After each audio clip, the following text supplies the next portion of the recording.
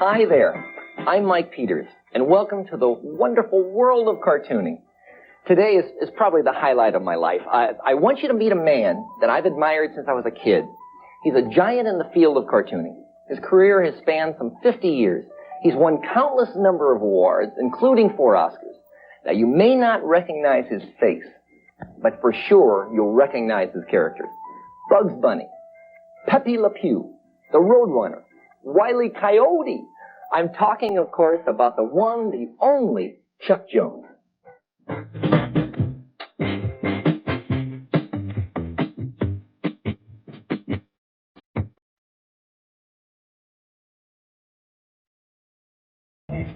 Chuck, this is so fabulous that you could be here. I've got a confession. I have always been a closet animator. I used to do this when I was a kid. And, of course, I thought I could go blind, you know, if I continued doing animation. And the closest I ever came to leaving editorial cartooning was about a year and a half ago when we were together. And I don't know whether you remember this or not.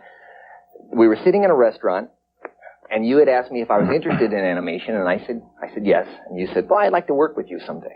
And I went home to that hotel room with my wife, and I said, Marion, I'm leaving the newspaper. I'm going to go to work with Chuck Jones in Hollywood, and it's going to be great. We're going to do characters together.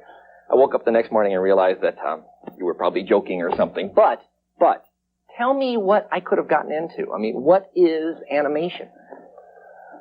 Well, my wife is Marion, too, when I went... No, I mean... But not the same Marion. No, it's not the same. We were childhood sweethearts, but not with each other. I would have loved to have had you as an animator, but we were just a little out of tune with the times. We weren't quite in sync as far as that part's concerned. But we certainly are in sync as far as my admiration for your work.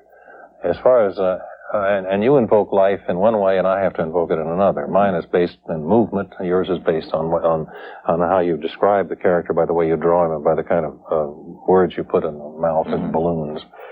And so animation can best be described by Webster, who said that animation is to evoke life, and that's about it.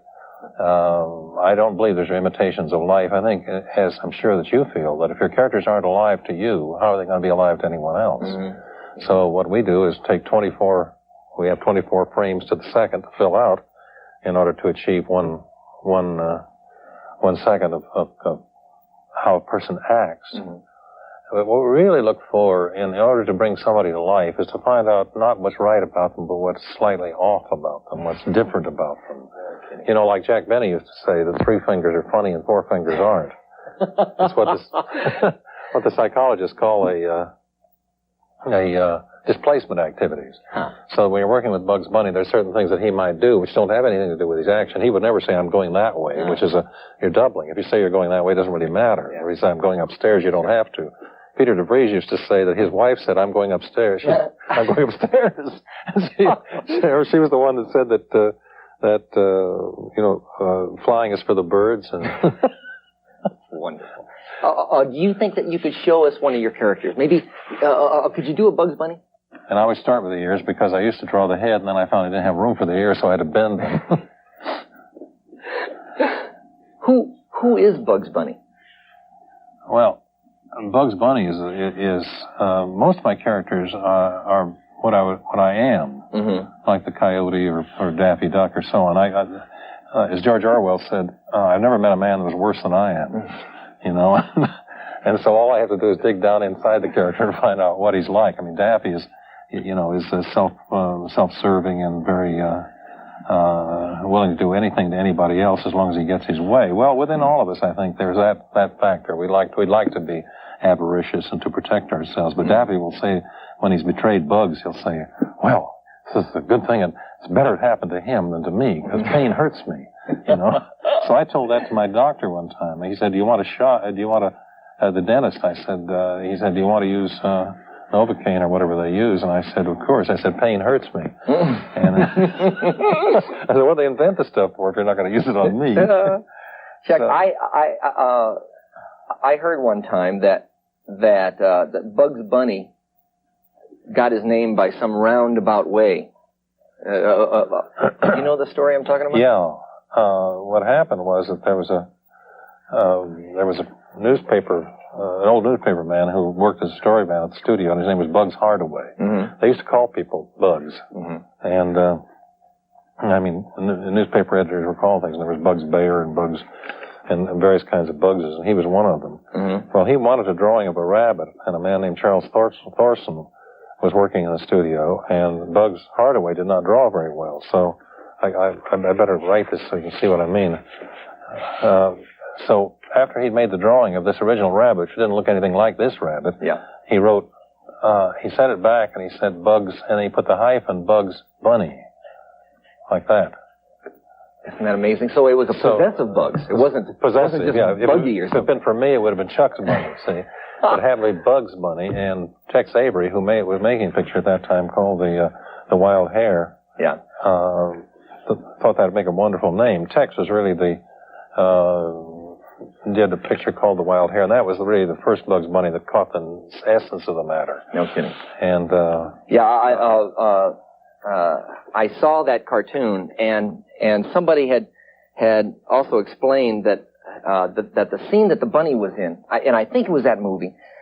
Well, they had no name for the bunny, or they had no name for the rabbit at that time, mm-hmm. and I think it was Elmer Fudd or somebody like that, and he shot this rabbit, and the rabbit laid down, and then Elmer Fudd came over and looked at it, and then it reached up and kissed it.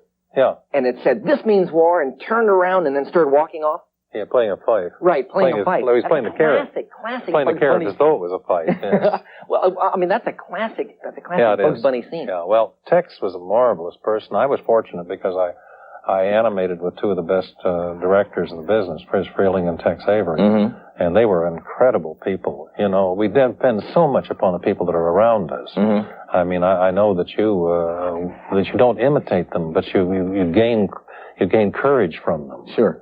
And that's what happened with working with Tex Avery and Friz Freleng, was that I learned something about timing and how to handle scenes and how to do these actions, which are not necessarily straightforward. You'll notice on Saturday morning or something, the only actions are primary actions, yeah.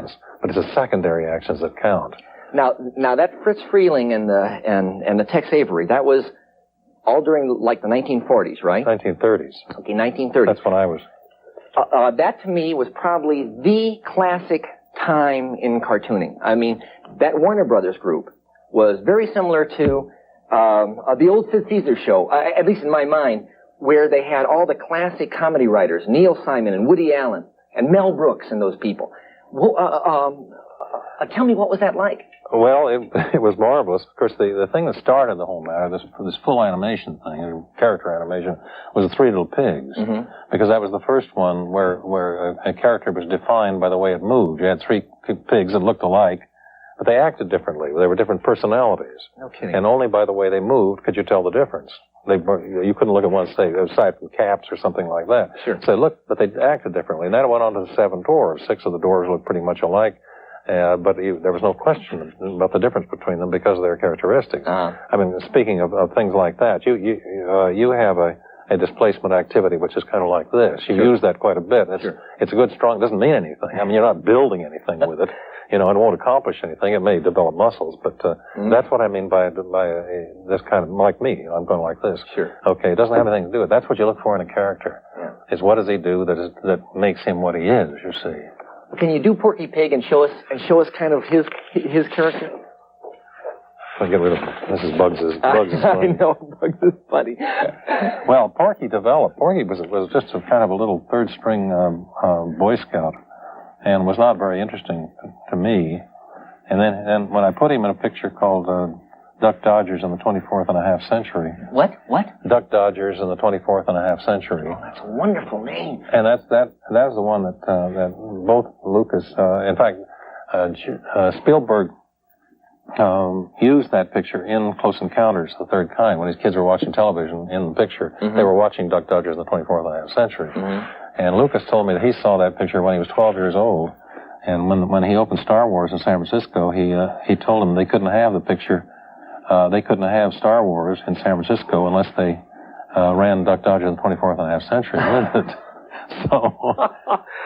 So Porky became this kind of a personality, like he is right here, in which he looks at the audience with a certain, as you said, with that half-closed lid. Which I can tell. I mean, that half-closed lid is your kind of signature. That's something that I can see. I sit there and watch any of the Bugs Bunny Roadrunner cartoons in the morning on Saturday morning, and in fact, my kids are always come downstairs after me. I'm always down there much before I'm watching it. And I can always tell, I don't even have to read the name, that it was one of yours, because you've always got those half-droop lids. Well, you see, in this case, here we have this would be the same, the way Porky would be when Daffy had done a gaffe or made something wrong. He would look at the audience like that and go, get him. Sorry for the interruption, but if you're enjoying this classic interview with one of animation's greats, be sure to subscribe to Doozy Animation for more. And now, back to the show.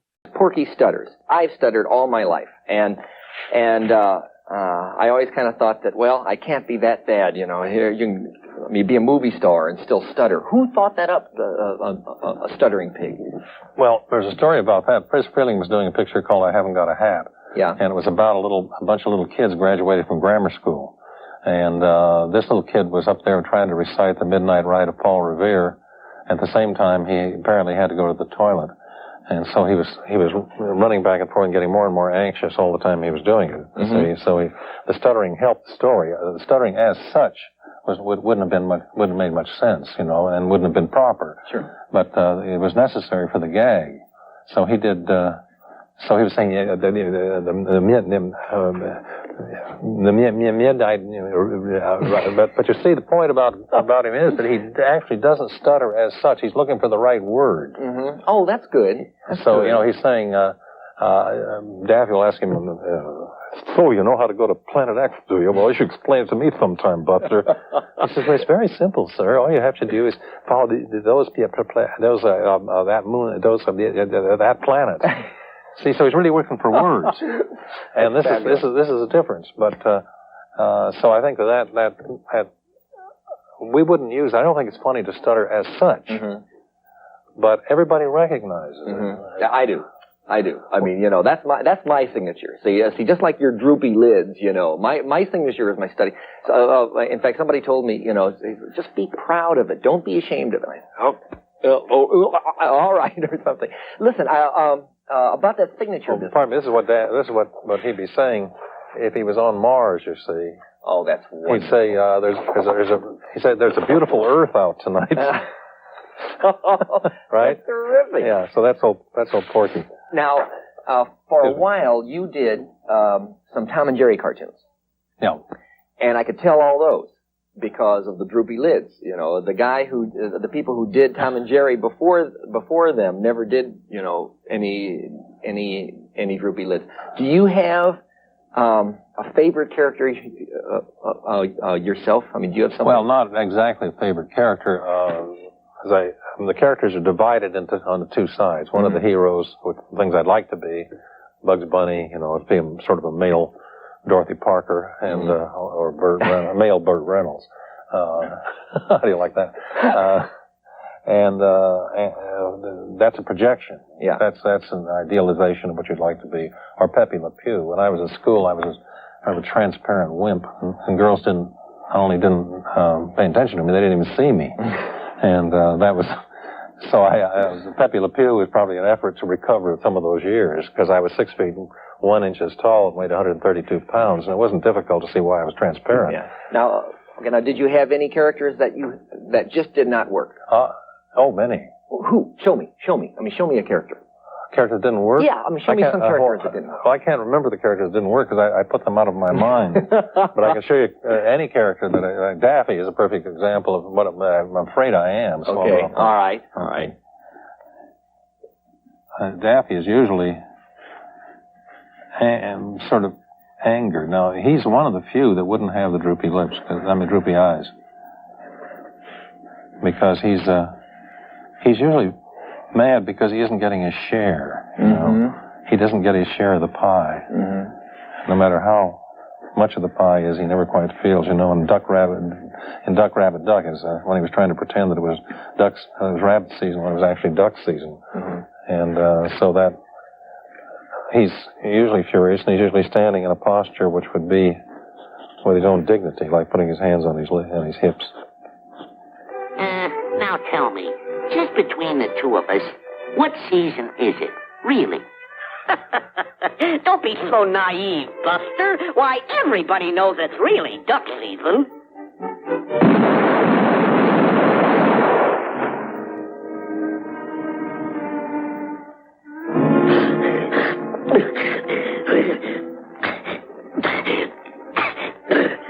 You're despicable. The advantage we had, Mike, was that we grew up at a time in the 30s and 40s when animation was so new that you could make public mistakes. How often do you get that chance? Like the early days of radio or television, in the early days of radio, you know, Arch Obler or Orson Welles, who was, 19 or 20 years old, would get up and say, hey, I know what we're going to do today, and that's what I feel about this. I know what to do today. Why don't we read the Declaration of Independence? Right? They get up there in front and pull it right in, and they read the Declaration of Independence, and everybody would say, hey, that's a great idea. Now about the Federalist Papers? We'll try that tomorrow, And people would listen. Why? Because it was brand new. And when we were doing it, we were so close to the idea that like the very first animated cartoons were really taken from Mutt and Jeff and things like that. In the early 1920s, to animate these, and people would die. Just to see Mutt and Jeff walk. They'd never seen a still drawing walk. Yeah. Could you try to do it for me? Well, I can try to do from Farmer Alfalfa or something like that. I'll sign these later. Okay. But you'd have some crummy little mouse running, and of course I'm sorry I can't draw Felix, because Felix was pure animation. Sure. But he usually had a little mouse with a nose sticking out like this, and like so, and maybe big ears, of course, a forerunner of possible Mickey Mouse. And all he would do is run, these little feet usually just like this. Now, this was the first thing that you did. No, not the first thing I did, but the first thing that was done in animation. Yeah, okay, they were doing it. So they'd run along like this, and they'd jump up in the air, and then they'd run along, and they'd jump up in the air, and people said, oh my God, the character's moving, Isn't that exciting? And then when talking pictures came along, you'd do anything with talking, as long as it was talking. The only person who didn't believe in it, it was Jack Warner. Harry Warner. He said, who the hell wants to hear an actor talk? Really, he said that. And, so he didn't believe in talking. No, I told you. That's really Oh, they were strange really people. farsighted. I mean, like Wilson Meisner said, nobody could ever go bankrupt underestimating the good tastes of the Hollywood producers. But yeah, I told you the first time I met Harry Warner, and after I'd been directing for 15 years, this was 1945 or something. I started directing in 37.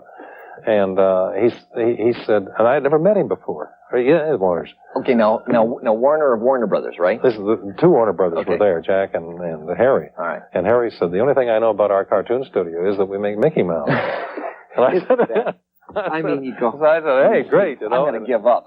So I told him, I said, as we were leaving, I said, we'll try to make some good Mickey Mouse. He said, that's the boy. He says, keep working. And Frizz Freeling said that they really believe that.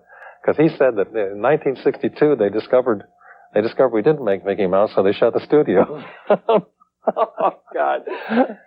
Anyway, that's the kind of character that we that was done in the early days, and people were satisfied with that. And then when we started animating, of course. Yeah. Now I had heard that for a while, at least in some of the Disney studios, and I don't know if it's true for Warner Brothers, that certain animators were specialized. I mean, certain guys were good birdmen, and certain guys were good deermen and stuff. Was that true for Warner Brothers? The greatest animators were not, and that was one of the reasons that most animators like actors. That they should be like actors. In the early days, there were duck men, as they called them, and Mickey men and stuff like that. But basically, a good animator like Frank Thomas or the great Ken Harris, who worked for me, or Benny Washam, who we lost about a month ago, people of this kind were like great actors. Who knows what the personality is of Sir Alec Guinness or Laurence Olivier? We don't know. Sure. We know what Cary Grant is probably like off screen, and we know what Cooper was and the rest of these. Yeah. But we don't know what these people are when they're in their personal lives. Who knows? Even Diane Keaton, somebody like that. We hope she's as lovable as she'd fall in love with us, but she probably isn't. And that's what an animator is. You see, we don't know he doesn't have any particular personality as far as the thing he's working with. Sure. And so he can move into, and what he does really is to get down and come up inside the character. You become the frog, or you become Bugs Bunny, or you become the character. And then there are no lines involved any more than your characters. Sure. You know, the only way I think a child can quite understand how a character is drawn is to ask them make a quick drawing. They can copy it of the United States. Okay, they draw a line down this and one down here and show Florida. You're not asking them to do anything academic. What you're saying is, what are those lines for? They're to show the outside of the United States.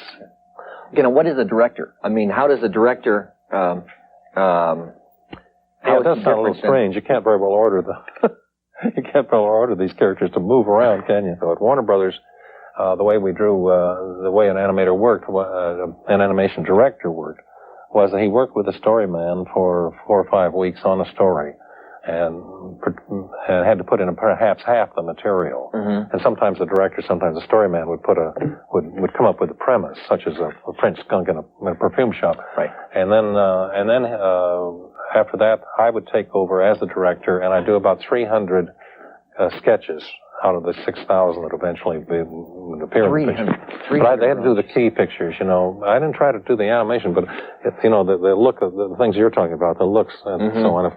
Well, you know, like the Coyote's falling through the air, he's afraid of humiliation. He's not really afraid of hitting. He doesn't want anybody to see him. He's aware there's an audience. The audience never thinks about this, but it's true. He's looking like that. He folds his arms and looks, you know, and he doesn't want to be seen in this position. Most of us don't either. We don't like to be humiliated. Yeah. And so I would do those 300 drawings, and then we timed the entire picture on graph sheets. Yeah. A graph sheet would be a thing with lines like this, and so on, and each one of those indicates 1/24th of a second. Jeez. So you'd go through enough of those to cover 6 minutes, which is 540 feet and each foot is 16 individual drawings. Jeez. So there are a lot of drawings. Sure. And but I would then lay out the thing. I'd show where if the character's walking, I'd put ST, which meant step. And another one, and down here we'd show the dialogue, which would be like "What's up, Doc?" You put the WH here. That was all pre-recorded. And the ah would come here, perhaps a third of a second later. And the TS sound, which is a sort of a diphthong, and then so on. And I'd have timed the entire picture that way. And then I'd follow up and handing out the scenes to the animator. Yeah. A good animator could do maybe at the most, say 20 seconds a week of film. Oh my Lord, that must be really kind of, I mean, depressing when you're working on something and you see 1 week and you see less than a minute. You think, my gosh, what am I doing here? Well, yeah, it is. It's different than what you do, but you must understand that when you do a drawing, you're allowed a day to do that drawing. Sure. I had to do 10 or 15, and an animator would have to do maybe 50. Right, yeah. And so, but you move into a different time-space thing. We timed our pictures entirely before they ever went to work. Yeah. A man like Spielberg or George Lucas or Martin Scorsese, these people will shoot thousands of feet over and above what they need. And then they spend a year editing it. See, I edited it before I went to work. They edit it after they've done the work. I can't believe that this time is gone so fast. I got a ton of things to ask you about. Is there any way that you could maybe stay here for another show? Maybe we could do another one? Well, I'm not going to leave now. I'd love to stay, sure. Great, please. And then we'll do this again for the next show, because I got a ton of other questions. Well, I'll try to do my calisthenics next time. Okay. Look, please, join Chuck Jones and me for another visit to this crazy and wonderful world of cartooning. See you then.